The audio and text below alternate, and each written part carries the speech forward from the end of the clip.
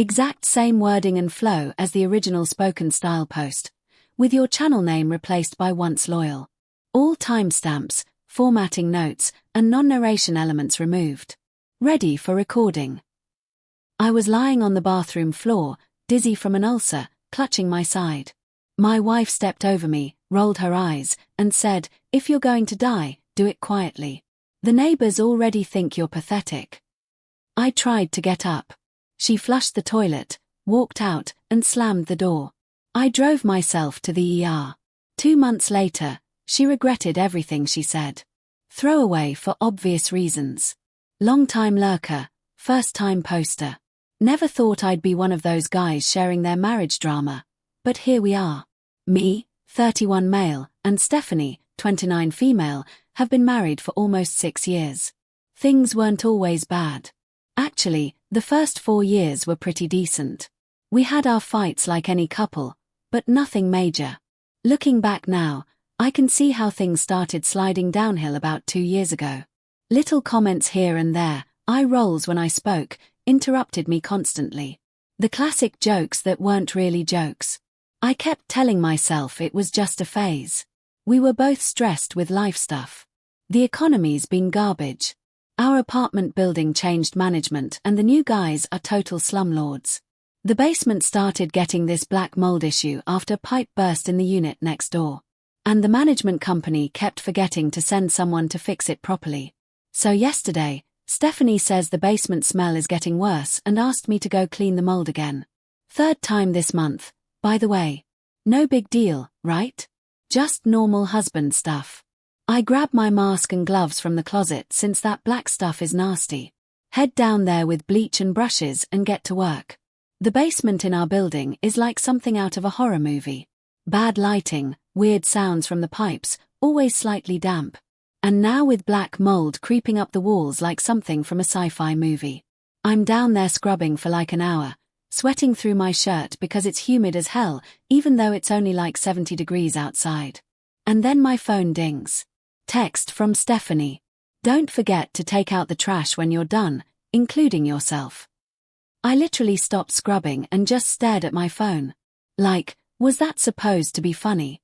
We joke around sometimes, but this felt different. Still, I figured maybe she was just being sarcastic or something. So I finish up, shower, and head upstairs. That's when she said it. I walked into the kitchen where she was scrolling through TikTok on the couch and mentioned her text, thinking we'd laugh it off. She didn't even look up from her phone, just said, "You're not good for anything except getting dirty. You're like a broken tool I haven't thrown away yet." The way she said it, completely flat. No emotion. Like she was commenting on the weather or something. That's what got me. It wasn't said in anger. It was just a statement of fact to her. I didn't even know what to say. Like my brain just blue-screened. I mumbled something about needing to check if I'd left anything in the basement and went back downstairs. Ended up sitting on the basement steps for almost 2 hours just thinking. Going through our relationship in my head. All the little digs. All the times she'd made me feel small. All the times I'd brushed it off because that's just how she jokes or she's just stressed.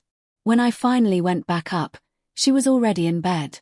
I grabbed a blanket from the closet and went back to the basement. Petty maybe, but I couldn't bring myself to sleep next to her. Ended up curled up next to the water heater because it was the warmest spot down there. Didn't sleep much. Spent most of the night using my phone, looking through our accounts and messages. That's when I found some interesting stuff. Remember how I said money's been tight? Turns out Stephanie's been hiding money. We have a joint account, but I discovered she'd opened a separate account almost a year ago. Been transferring small amounts. Not enough for me to notice when I glanced at our statements, but enough to add up to almost $7,000 over time. There were also messages with her friend Lindsay about how she was so done with me and just waiting for the right time to have the talk. Messages from 3 months ago. By 5 a.m. I'd made my decision.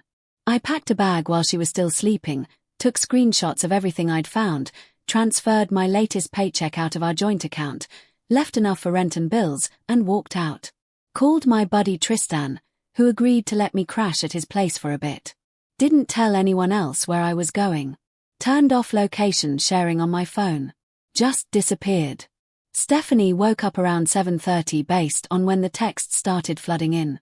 7:34 a.m. Where are you? 7:46 a.m. Knox.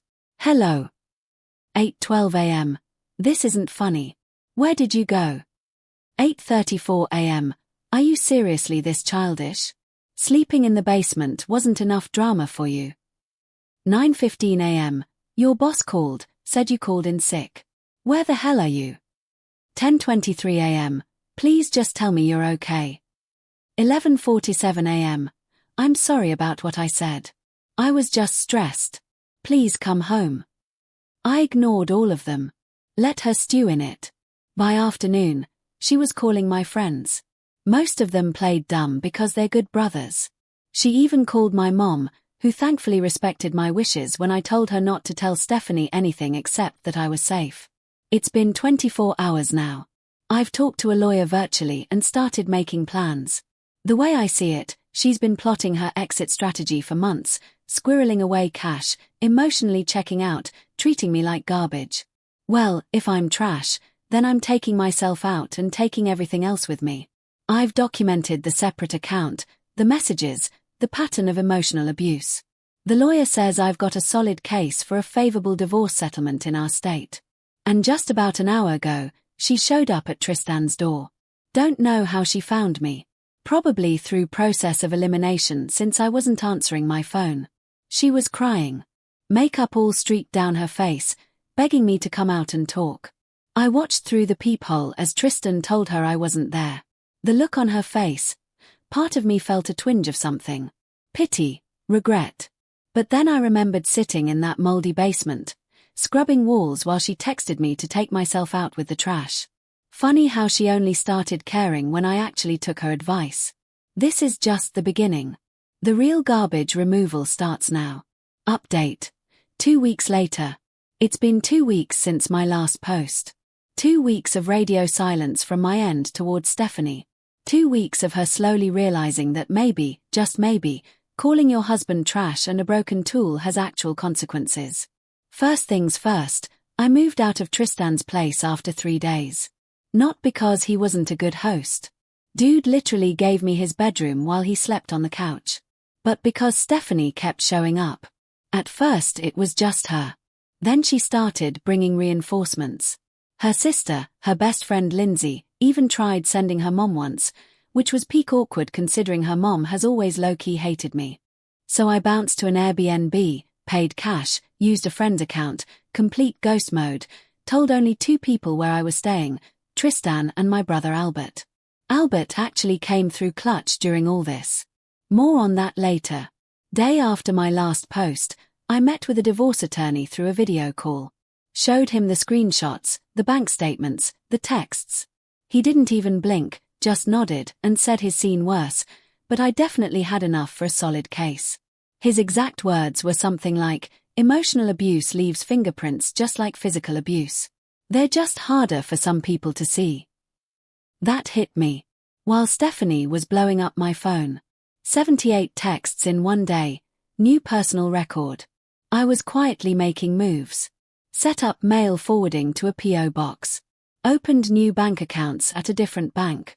Changed direct deposit for my paychecks. Pulled my name off our streaming services. Petty but satisfying. Most importantly, started documenting everything. Once I started looking through old texts and emails with fresh eyes, it was like seeing our relationship for the first time. The constant put-downs disguised as jokes. The way she'd tell stories to our friends that made me look incompetent. How she'd accidentally forget to pass along messages or invitations meant for me. There was this text from last Christmas where I spent hours setting up lights outside our apartment. She wanted them. I hate heights. And her only response was, the neighbor's display makes ours look like a dollar store. At the time, I laughed it off. Reading it now made my stomach turn. The financial stuff was even more eye-opening. Our money problems suddenly made sense when I traced where funds were actually going. That separate account I mentioned. Turns out it wasn't just for saving. Stephanie had been spending on all kinds of things she told me we couldn't afford. expensive lunches, clothes, weekend trips with Lindsay that she told me were work conferences. Day 5 of ghost mode, I finally responded to one text. All I said was, all communication through my attorney from now on, with his contact, then blocked her on everything except email, which I muted but kept open as a documentation channel. That's when things went nuclear. She showed up at my workplace twice. Security had to escort her out the second time. Then she tried triangulating through friends. Suddenly everyone was getting messages about how worried she was about my mental health and erratic behavior. Classic Davo move. Deny, attack, reverse victim and offender. The wildest part.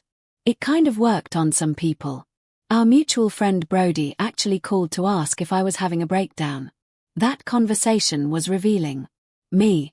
So she didn't mention calling me trash while I was cleaning toxic mold from our basement. Brody. No. She said you guys had a small argument and you just snapped. Me. Did she tell you about hiding $7,000 in a secret account? Brody. What? No. She said you guys were saving for a house. This pattern repeated with several friends. Each time I just calmly shared my side without embellishment. No ranting, no character assassination, just facts. Screenshots when necessary. The shift in their responses was immediate, from concerned about me to shocked about her. By the end of week 1, the tide was turning. Stephanie's social media went from concerned wife looking for missing husband to angry rants about men who can't communicate to tearful pleas for reconciliation. The comment section on her posts went from supportive to conspicuously quiet as people figured out what was really going on. Meanwhile, I was rebuilding. Found a month-to-month apartment. Nothing fancy, just a studio with decent internet. Bought the essentials from a second-hand store. Albert helped me move the few things I'd managed to grab from our place when Stephanie was at work. It's sparse, but it's mine, and it doesn't have black mold. The financial squeeze started hitting her around day 10. I'd been paying about 70% of our expenses because she always claimed her job didn't pay enough. Another lie. Turns out she makes almost as much as I do. Suddenly all those subscription services were due. The credit card bills arrived. Rent was coming up. Her emails went from angry to panicked. Day 10. You can't just abandon our financial obligations. This is childish. Day 12. The landlord called about rent. What am I supposed to tell him? Day 13. Please just talk to me. I can't cover everything by myself. My attorney advised me on exactly what I was legally obligated to pay, which was shockingly little, given that we don't have kids or own property together. I set up automatic payments for exactly that amount and not a penny more. Throughout all this, I kept reminding myself of that moment in the basement. That feeling of being utterly disposable, a broken tool, trash. It kept me from wavering when doubt crept in. The most surreal moment came last weekend. Our friend Jennifer was having a housewarming. Small gathering, maybe 15 people. I decided to go, figuring Stephanie wouldn't show given everything happening. Wrong. I was chatting with Jennifer's boyfriend when Stephanie walked in. The room didn't exactly go silent, but there was this collective intake of breath, that awkward energy when everyone knows there's drama but tries to act normal. She looked rough. Hair unwashed, bags under her eyes, wearing the same sweater she'd had for 3 years that she always complained about but never replaced. Our eyes met across the room. For a split second I felt this weird vertigo, like looking at a stranger wearing my wife's face. Then she burst into tears. Not quiet, dignified crying. Full-on sobbing, mascara rivers, the works. Jennifer tried to comfort her, but Stephanie pushed her away and pointed at me. Started shouting about how I'd ruined her life, abandoned her, turned everyone against her, said I was cruel and calculating, and she didn't even recognize me anymore. I just stood there, cup of soda in hand, watching this person I'd spent 6 years with completely unravel. And you know what? I felt nothing. Not satisfaction, not anger, not even pity. Just emptiness, like watching a storm through a window from a safe, dry place. Eventually Jennifer's boyfriend and another guy gently escorted her outside. I heard later she sat in her car for almost an hour before driving away. The party never really recovered and I left early. That night, lying in my new bed in my empty apartment, I scrolled through old photos of us. Happy times, vacations, our wedding. Tried to feel something. Grief, longing, anger, anything. But all I could think was that the person in the photos never existed. She was always the person who could call me trash. I just refused to see it. The divorce paperwork goes out tomorrow. My attorney says she'll be served at work. Said it's better that way. Less chance of a scene. Witnesses if she reacts badly. I've blocked most of our mutual friends temporarily. Not out of spite, but just to create space for what's coming. Yesterday I found a small piece of mold on my bathroom ceiling. Cleaned it immediately, opened the window, ran the fan. Some habits die hard, but this time I'm taking out all the trash. Final update, almost 6 months later. It's been almost 6 months since my last update. 6 months of court appearances, negotiations, and slowly rebuilding what feels like an entirely new life. Yesterday I found an old photo of me and Stephanie buried in my cloud storage. What struck me wasn't the happy smiles or the vacation backdrop. It was how different I looked. Not just younger, but dimmer somehow, like someone had turned down my brightness setting. Didn't even recognize myself. The divorce was finalized last week. Weird how something that changes your entire life is just paperwork and a judge's signature. Expected to feel something monumental. Instead I just had a mediocre sandwich at the deli across from the courthouse and went back to work. Let me backtrack to where I left off. After Stephanie got served, things went from bad to nuclear. Within hours she'd told everyone who would listen that I was having a mental breakdown, possibly cheating, definitely abusive, and basically the devil incarnate. The kitchen sink approach to character assassination. But here's where she miscalculated. Screenshots exist. And I had 6 years' worth. Every time someone messaged me about her latest claim, I just sent relevant screenshots. Her calling me trash. Her secret account statement. Her text to Lindsay about being done. No commentary needed.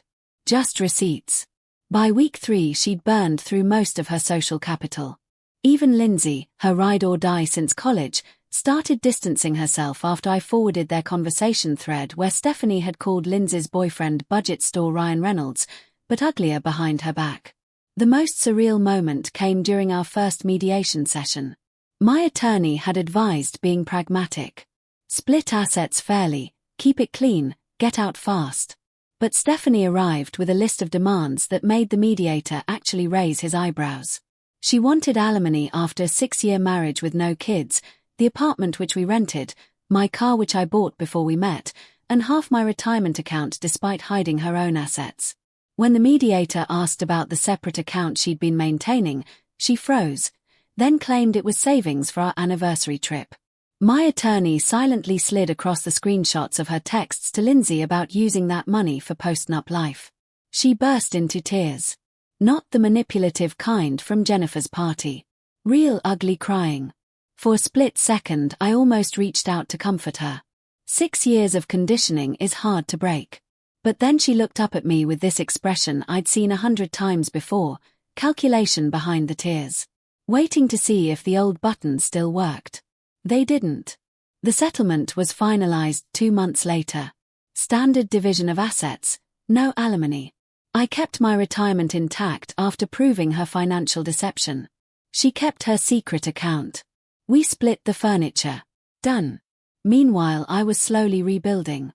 Found a decent 1-bedroom in a different neighborhood. Nothing fancy, but it has huge windows and no mold issues. Started therapy. Shout out to BetterHelp. Having sessions while sitting in my car on lunch break was a game changer. Reconnected with friends I'd lost touch with during my marriage. Small victories became my new normal. Cooking actual meals instead of just microwave stuff. Buying plants and keeping them alive. Setting up my place exactly how I wanted it. Using all the hot water without anyone complaining. Leaving dishes in the sink overnight because sometimes you're just tired. Work has been a mixed bag. Had to use too many personal days for court stuff, which led to some awkward conversations with my boss, but landed a small promotion last month. Nothing life-changing, but enough for some breathing room in the budget. The social fallout has been the weirdest part.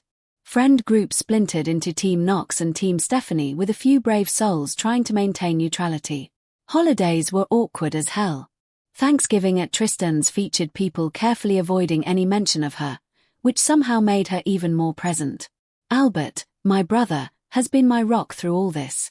He's the only one who ever straight up told me years ago that Stephanie was bad news. I didn't listen then. Should have. About 3 months after moving out, I tried dating again.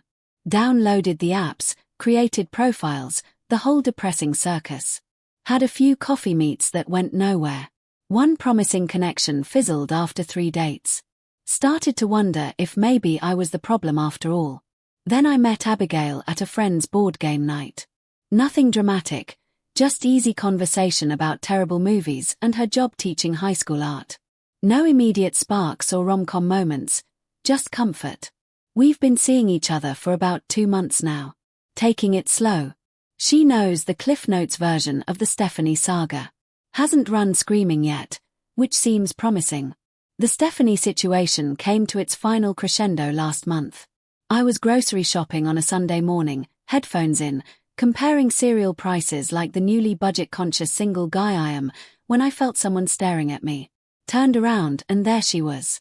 Looking rough. Not in a satisfying revenge movie way. Just genuinely unwell. Hair thrown in a messy bun, wearing what I recognized as her "I've given up" sweats, dark circles under her eyes, shopping cart containing nothing but frozen dinners, wine, and cat food. We never had a cat. She spotted me noticing her and froze. For a solid 30 seconds we just stared at each other between the Cheerios and the store-brand flakes. Then she abandoned her cart and walked straight to me. What followed was the most surreal conversation of my life. Started with accusation. Why did I have to destroy her? Then bargaining. We could still fix this if I just talked to her. Then a confession that blindsided me. She'd been having an emotional affair with a guy from her office for 2 years. Nothing physical, she insisted, but they'd been connecting on a deep level. 2 years. Right when things started changing between us. She claimed she'd ended it when I left. Realized what she'd done, how she'd treated me. Said the trash comment was because she was trying to push me away out of guilt, that she'd been punishing me for her own failures. I just stood there holding a box of off-brand frosted flakes, utterly unable to process what I was hearing. Part of me wanted to laugh. Part wanted to scream. Most of me just wanted to finish my shopping and go home. I finally asked her why she was telling me this now when everything was settled. Her answer knocked the wind out of me. Because she'd bumped into Abigail and me at the movies last weekend and realized I was really moving on. That I looked happy. Happier than I'd been with her. I hadn't even seen her there. Told her I was sorry things ended the way they did. That I hoped she'd find peace. Then I put the cereal in my cart and walked away. She called after me, voice cracking, asking if that's all I had to say after 6 years together. Turned back one last time and said, "You called me trash. I took myself out. Best decision I ever made." That was 3 weeks ago. Haven't heard from her since. Yesterday I signed a 1-year lease on my apartment. Hung pictures on the walls for the first time since moving in. Little things, but they matter. Abigail came over and helped, laughing at my complete inability to hang anything straight. We ordered pizza, watched a terrible sci-fi movie, fell asleep on the couch. This morning I woke up early, made coffee, stood at my window watching the sunrise, and felt something I hadn't expected to feel again so soon. Peace. I'm not naive enough to think the Stephanie chapter is completely closed. Life isn't that tidy. But I'm no longer waiting for the other shoe to drop. No longer bracing for the next insult or emotional gut punch. Sometimes taking out the trash means taking yourself out of a toxic situation. Sometimes it means recognizing your own worth. And sometimes it means leaving behind the people who can't see it. Final edit. A year to the day after the basement incident. I ran into Lindsay at the coffee shop. She told me Stephanie moved back to her hometown last month. Apparently living in the same city as me became too painful. Found myself hoping she finds whatever she's looking for there. Not for her sake, but for whoever comes after me. Some cycles need to break. This script is now 100% narration ready for voiceover. Good luck with the video, once loyal.